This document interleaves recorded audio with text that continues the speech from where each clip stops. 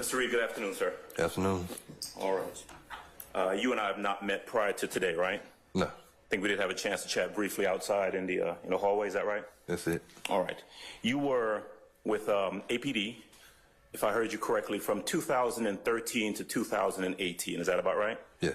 Okay. You were assigned to Zone 3 between 2013 and 2015. Yes.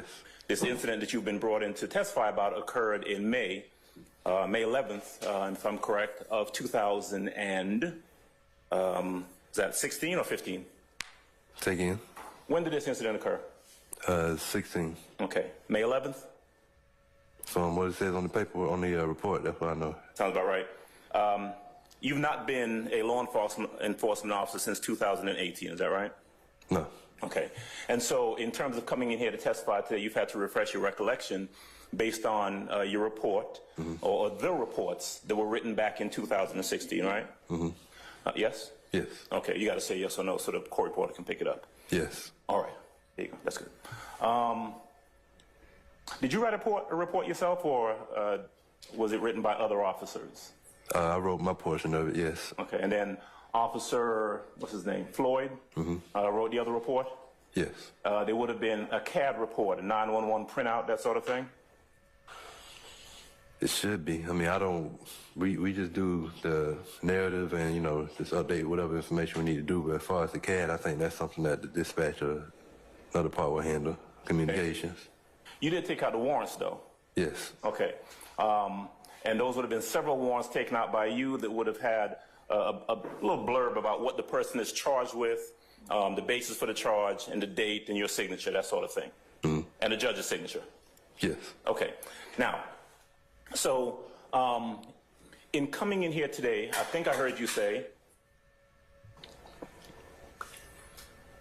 correct me if I'm wrong, that you had a chance to review the reports from back in 2016, right? Okay.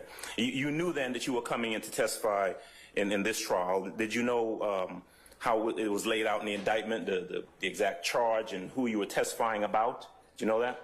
I knew who I was testifying about, and I knew I was coming to testify in regards to a carjacking, yes. Right. A carjacking and you knew it to be, at least in the indictment, a part of some supposed racketeering or RICO charge, right? You knew that? No. You did not? I know what this trial is about, but again, I'm just here to speak on just the carjacking and Mr. Eppinger. That's okay. It. The only thing it's in, again, correct me if I'm wrong, the only thing that you know, right, in totality is that there was a carjacking, right? You responded and you were involved in the investigation of that carjacking, right? And the person, Christian Eppinger, was ultimately charged with that carjacking. Yes. And he was the only person charged. But he was the only one that had in custody, yes. Okay, he was the only one caught, right? So what you know is that May 11th, sometime in the afternoon, you respond, you speak to Toravia Hill. That's the, you gotta say yeah. Say again? You gotta say yes or no. Yes. Okay, it's for the court reporter. Yeah. And let's see, where are those pictures that here we go. And picture of this hill.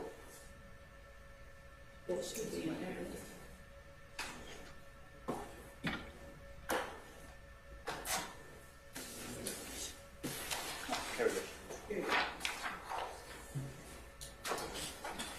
All right. Ms. Hill, this picture that was shown a little earlier, that's the lady who you responded, who you spoke to, is that right? Yes. She was the subject of the carjacking. She's the person who was essentially assaulted by that person with a gun, right? Her and her daughter. Yes. And she called the police. Either she or her neighbor called the police, right? Yes. And you responded. You spoke to her, and another officer actually is the one who made contact with the vehicle that had been taken from Ms. Hill. Yes. Okay. This was a carjacking, right? You didn't know anything about the case other than that. Objection, Your Honor. Ask an answer. I'm allowed to finish the question first. Go ahead. You didn't know anything about the individual, right? Other than this person had carjacked a woman, right? Right. Okay. So you respond. Officer Floyd gets behind and ultimately arrests the person, Christian Eppinger, right? Yes. There were no other people arrested in the vehicle that he was in, the stolen vehicle, right? No. In fact, there were no other people arrested. No. Right? Did you say that you're the one who actually took custody of Mr. Eppinger, Christian Eppinger, and took him to the precinct? Or Yes. took him to YDC? I took him to YDC. Okay. Now, you said he was wearing a blue jean jacket? Is that what you said?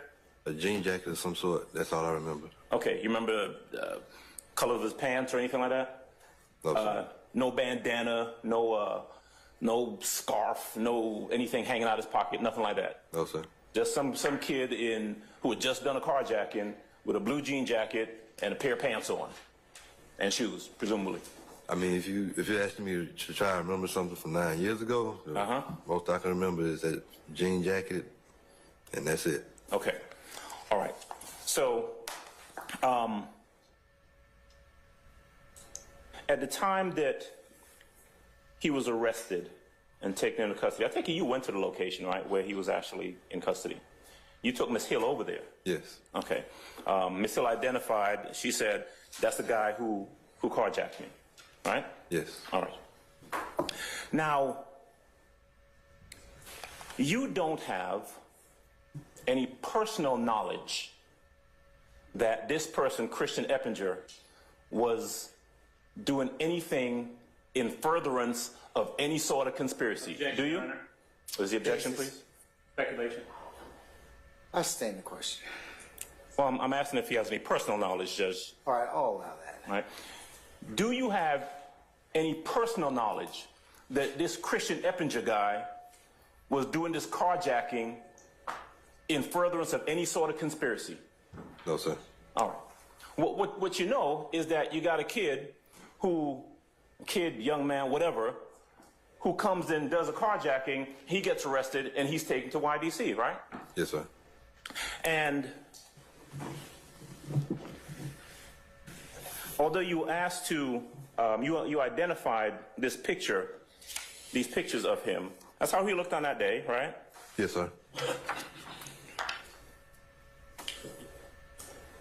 Was he interviewed? And I don't want you to say what anyone said, but was there a detective who came to see Mr. Eppinger? Do you know? Not that I can remember, no, sir. Okay. You didn't have any conversation with him? Nothing one-on-one. I mean, Okay. No, sir.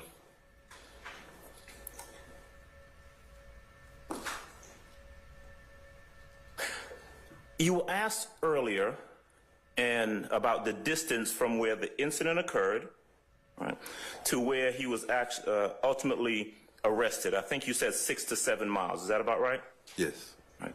Now, it would be fair to say, and I'm asking you now to kind of base your answer to this question on your experience as a police officer, that carjackings occur all over the city of Atlanta, right? Yes. I mean, this was on Amal Drive, but there are carjackings that occur in Buckhead, in Southwest Atlanta, in Alpharetta. All over the city, a carjacking can occur, right? Yes. Right. There is nothing. Strike that. Let me ask that a different way.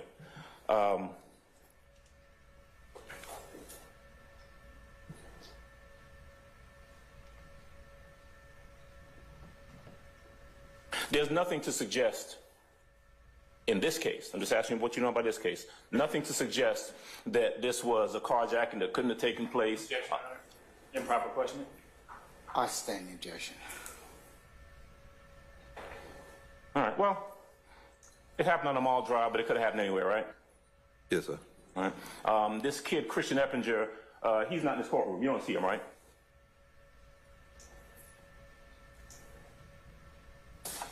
No. All right. Send pictures from back then. You don't see this kid. These pictures that they're showing, you don't see this kid anywhere sitting in the courtroom, do you? Objection, Your Honor. Ask and answer. I stand the question. All right. You don't have any personal knowledge that this carjacking that occurred back on May 11th of 2016 had any connection whatsoever with Jeffrey Williams, do you? No, sir. You don't have any personal knowledge that this carjacking that occurred back on May 11th of 2016 had anything to do with anybody else in this courtroom, do you? No, sir. When he was arrested, you took out the warrants, right? And you took out a warrant for hijacking a motor vehicle, right? Yes, sir. Took out a warrant for fleeing, attempting to elude. Yes, sir. What you did not take out was a warrant for any sort of violation of the Anti-Gang or Terrorism Act. No gang charges. You didn't take out any gang charges, right? No, sir. And that is because you saw no basis to take out that charge, correct? Correct. I mean, this is 2016. You'd been an officer for 3 years at that point. You worked in Zone 3. You knew what a gang-related act or gang-related crime is, right? Yes, sir. Because, you know, you got to make notations of what you think is actually going on in a particular circumstance, right? Yes, sir. And you could have done that, but you did not, right? I didn't see any reason. I'm sorry, say that again.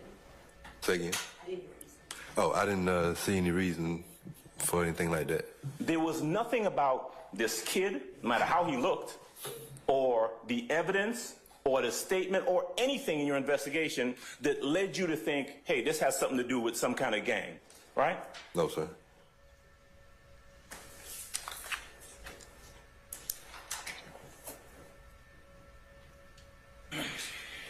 (2016), we're in 2024. So a little under 8 years ago is when this incident occurred, right? Yes? Yes. Since then, did you have to go to court in regards to this case? Just today. Just today? Yes, sir. From 2016 to today? First time you've shown up in a court to answer any questions about this or been called? As far as I can remember. Okay, all right. It's the first time the DA's office ever contacted you and said, hey, we need you to come in and talk about this case from back in 2016, right? As far as I know. Your Honor. Brother Vince. I'll allow it. All right. He's answered. That's all I have. Brief redirect, Your Honor. Hold on. Anybody else have any questions? All right. Yeah, you have redirect now? Yes, briefly. Officer Reid, were you trained to investigate gang activity? Say again? Are you trained to investigate gang activity? Gang activity? Are you trained to investigate it? No, I haven't gotten any training on that. Now I'm publishing 18B.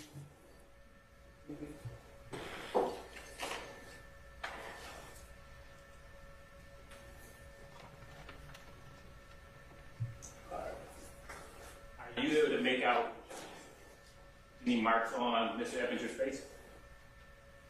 I mean, I see a mark, but I can't. I'll sustain the objection. Do you see anything on his face? I I sustain just the see a objection. mark on his face right Hold now. on, hold on. I sustain the objection. Ask something else. Officer Reid, was Mr. Eppinger the only person reportedly involved in this carjacking?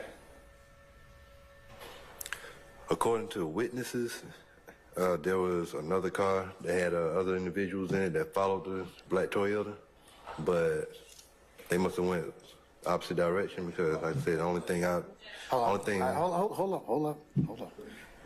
I sustain the objection. It's speculation by Mr. Matthews, and I believe Ms. Westmoreland, but her grounds were not determinable. But anyways, I'll sustain the objection. Officer Reid, how many people were you on the lookout for after talking to Ms. Hill?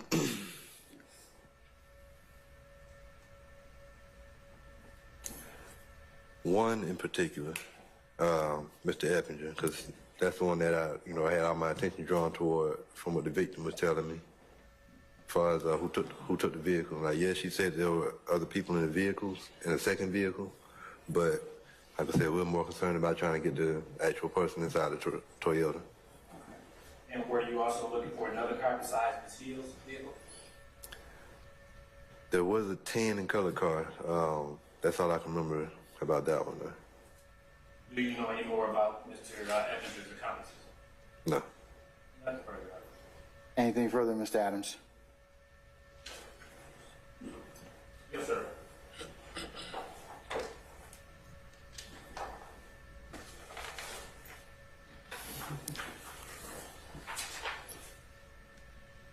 Thank you, Justice. I'll say one or 2 more questions, but I don't want to be held to that, so just a few questions. Well, I'm gonna hold you to it. Well, so 4 or 5 questions. So, okay, that's 5. I'll give you 5, okay? That's the upper limit. Come on now. Number 1.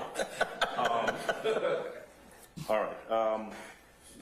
You had information about other people in the car that this kid Eppinger got out of, right? Yes, sir. All right. Those other individuals were never apprehended. No one else was apprehended other than Mr. Eppinger, right? Just as far as that day, that's all I know, Mr. Eppinger. Okay. It is impossible to say what, if any, role those people in that car had in this carjacking, right? I don't know.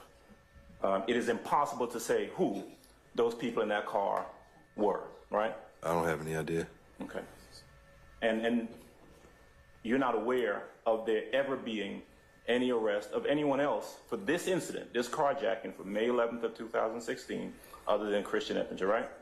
No. All right. Was that 4? Okay. Thank you. That's all.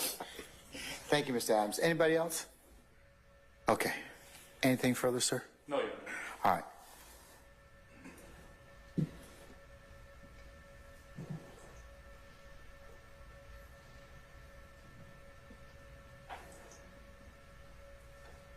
All right. May Officer or Mr. Reid be permanently or temporarily excused as a witness? Permanently, Your Honor. All right, hearing no objection. Mr. Reid, thank you for your patience with us. We're going to permanently excuse you as a witness. Just don't discuss your testimony with anybody but the attorneys in this case. You're free to go about your usual duties and avocation, okay? Thank you. So thanks to the court and the parties.